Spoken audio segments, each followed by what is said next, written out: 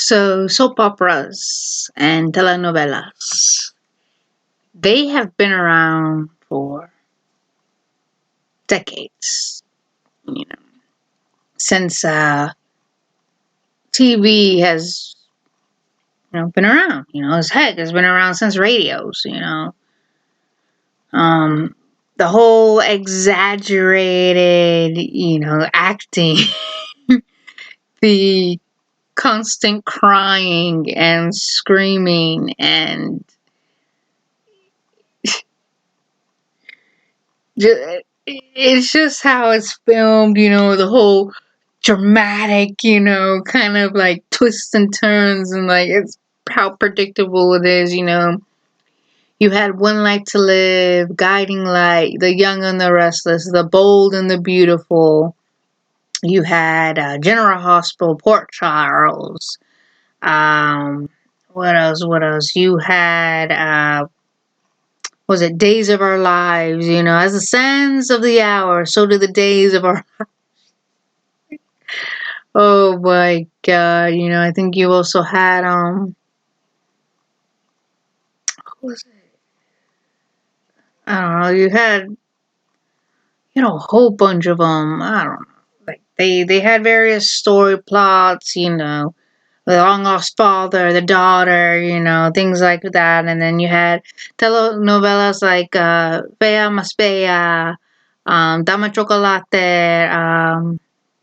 Petito, which is like Ugly Duckling, Diablo de los Guapos. A lot of things like that. And I know these things because my mom, she would watch it. Of course, daytime television. The stay at home mom. She would watch it. And some of these things I have watched myself. I've watched Port Charles. I've watched what was it? General Hospital. A lot of good shows that have come and gone. Um, so it's been crazy. Well, not crazy, but yeah, I grew up with that stuff. And because I grew up with it, there have been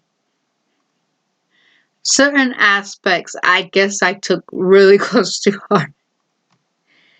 So the reason why I say this is because I see on Google they're giving like, oh, General Hospital spoilers. I'm like, dang, I've never seen that before. But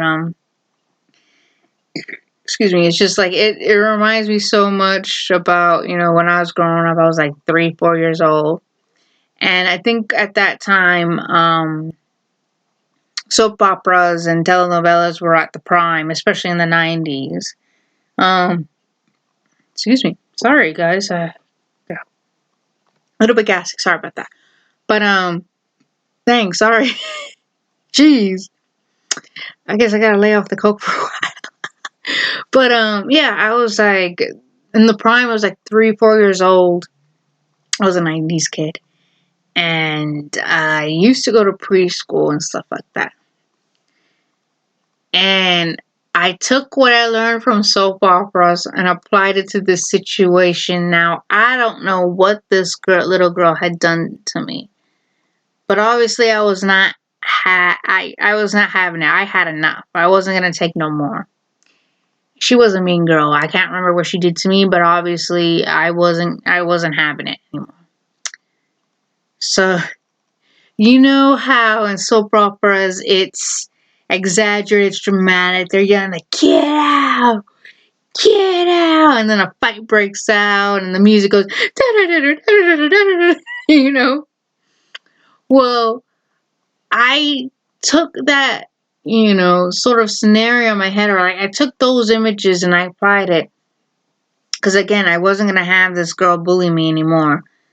I was in this playhouse, and I guess it's like when you call dibs, you call dibs. Well, the girl went in. I guess I went out, got a toy, went back in, and she's like, "You need to get out." I said, "This is my place. You need to go." I was like, "Nope." Open the door, and I said, "Get out." She's like, "No."